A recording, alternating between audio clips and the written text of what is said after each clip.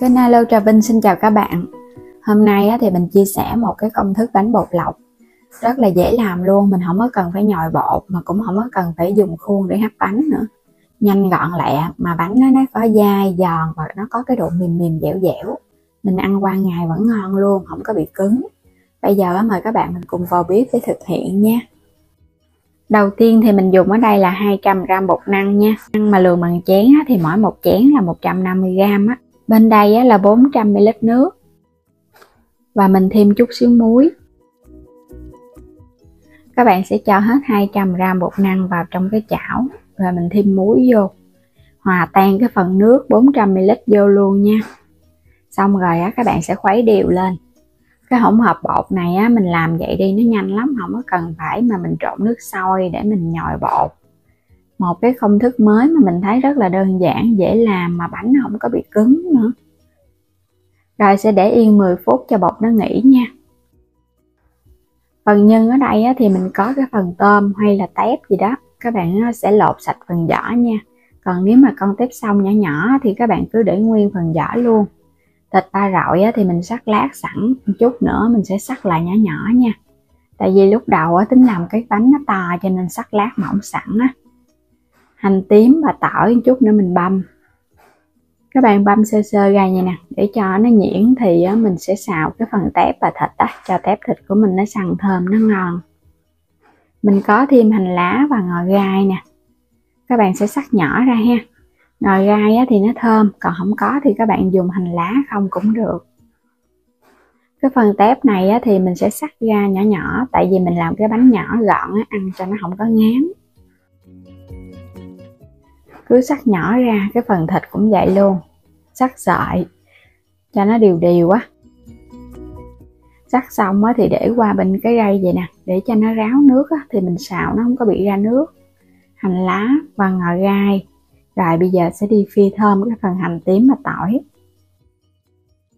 Mình cho vào trong chảo khoảng 2 muỗng canh dầu ăn ha. Đợi dầu nóng thì các bạn cho tỏi hành vô. Mình xào cho nó săn thơm lên là được rồi. Tỏi hành nó săn thơm thì khi mà cho thịt tôm vô nó không có bị hôi. Nó săn thơm thì phần nhân của mình nó mới ngon. Làm trong các món đồ ăn thì các bạn phải xào trước vậy nè. Dù là mình rim mặn ngọt hay là mình nấu canh thì mình cũng xào trước, vậy là nó sẽ thơm hơn. Mình sẽ nêm vào đây chút đường, chút xíu hạt nêm ha, cho cái phần nhân của mình nó có cái vị đậm đà một chút á. Một ít màu dầu điều để có cái màu đẹp. Còn nếu mà các bạn không có thì mình bỏ qua, hay là mình có một chút xíu nước màu đường mình cho vô mình xào cũng được nữa. Rồi vậy là được rồi, không có cần phải chín quá nha, xào nhiều quá nó sẽ bị ra nước Cho hành vô sau cùng. Quay trở lại phần bột, bây giờ các bạn sẽ cho vào đây muỗng canh dầu ăn, mình sẽ đảo đều lên ha. Có dầu ăn vô thì bột của mình nó mềm và nó bóng lắm. Khi mà mình tạo hình nó cũng dễ nữa. Cứ khuấy đều vậy nè, không có sợ nó ốc trâu đâu. Cái phần bột năng thì mình khuấy dễ lắm.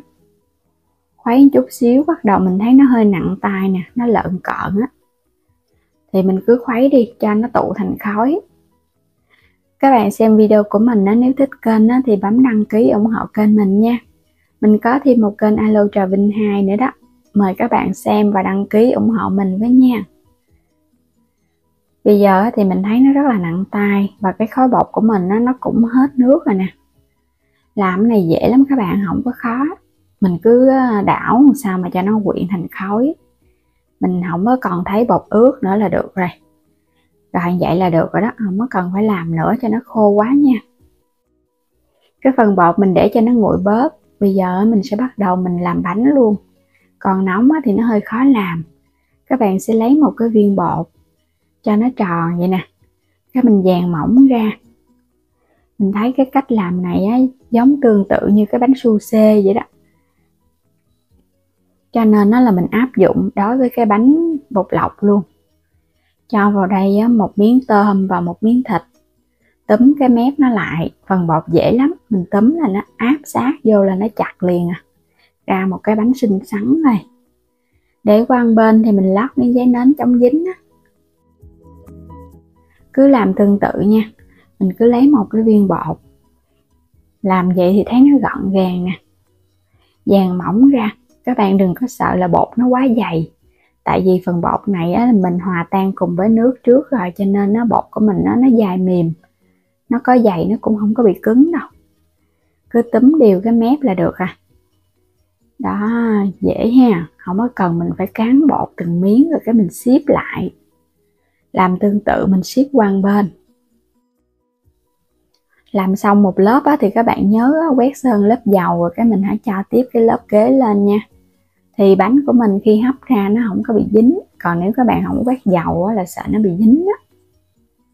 Mình quét đều một lớp ở trên mặt nữa, để khi mà hấp bánh á, cái bánh ở trên mặt nó bóng mềm, nó không có bị khô. Mình xếp sẵn vô vậy nè, rồi cái bắt đầu mình cho vô trong cái nồi đi hấp luôn. Bánh này thì nhỏ gọn nên mình cũng hấp nhanh nè. Bắt sẵn nước sôi nha, các bạn sẽ hấp khoảng chừng 10 phút là nó chín nè. Đừng có hấp lâu quá và mình hấp ở mức lửa trung bình nhỏ thôi. Đủ thời gian thì mình tắt bếp luôn. Bánh bột lọc nó có cái độ dai, trong, và mình phải chờ cho nó thiệt là nguội thì mình hãy lấy ra, nó sẽ không có bị dính. Khi mới hấp xong thì các bạn thấy bột nó hơi mềm nên đừng có lấy ra liền nha. Đợi nó nguội vậy nè, các bạn lấy ra từng cái bánh nó sẽ rời ra, nó không có dính vào nhau á. Mình ăn kèm là nước mắm chua ngọt pha với chanh đường tỏi ớt. Quét thêm một lớp dầu lên trên mặt khi mà bánh nó nguội á. Thì các bạn để qua ngày hôm sau luôn, cái mặt bánh nó cũng không có bị cứng. Đây cũng là một cái mẹo nhỏ đó. Đó, nhìn bánh hấp dẫn quá chừng nè. Bánh bột lọc, tôm thịt. Làm theo cái kiểu nắng bánh nhồi bột thì nó sẽ hơi dai. Mình ăn trong ngày thì ngon, nhưng mà qua ngày hôm sau là ăn nó bị cứng. Còn cái cách này các bạn ăn liền cũng ngon, mà mình để qua ngày hôm sau bánh vẫn ngon luôn, không bị cứng gì hết trơn á. Nhìn hấp dẫn quá nè, bột thì trong veo, chấm vào nước mắm chua ngọt nữa, ngon dữ lắm luôn á.